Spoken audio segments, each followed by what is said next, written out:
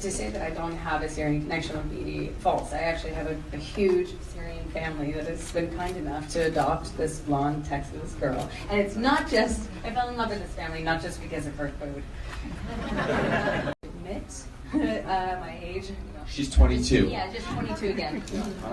But I've been around for a long time and have gotten to know his beautiful, dynamic, amazingly warm, hospitable, beautiful family. It didn't resonate in the same way.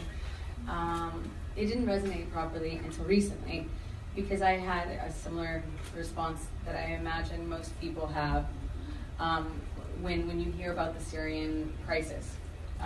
It has been, there's been conflict from that region for so long. It becomes, you're either, desensitized to the human element of it, or it just seems too big and political and stories, and fell more and more in love with my beautiful friends. I became increasingly frustrated, and one day at a holiday dinner hosted by beautiful Layla, and I was lucky enough to meet Rami's uncle, who's here with us tonight. And the doc said, you know what, I work for this organization, it's called the Syrian American Medical Society, and what we do is we just... Most of the day just meeting the people and seeing the camp. I guess I expected a lot, but I couldn't have expected this. Not just in how much is needed here, not in how much is lacking here, but how much is brought here, how much is here despite. And fight to bring more.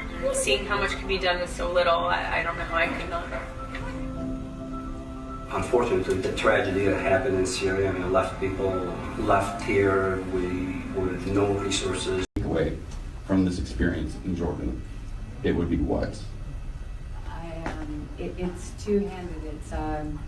It's both incredibly frustrating and disparaging to see. That's something that struck me. When we're talking about diplomats and soldiers and politicians and invested parties, it's not about a creed or a culture or a flag or an anthem. These are everyday people like you. Daughters, sons, mothers, they're just people. And so when people ask me why this organization, what do I have to do with Syria? I think it's not a Syrian issue, it's a human issue.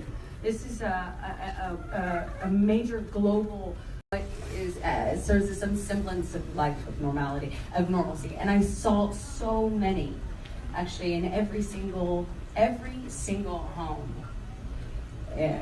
These 10 huts, warmth, hospitality, love, gratitude.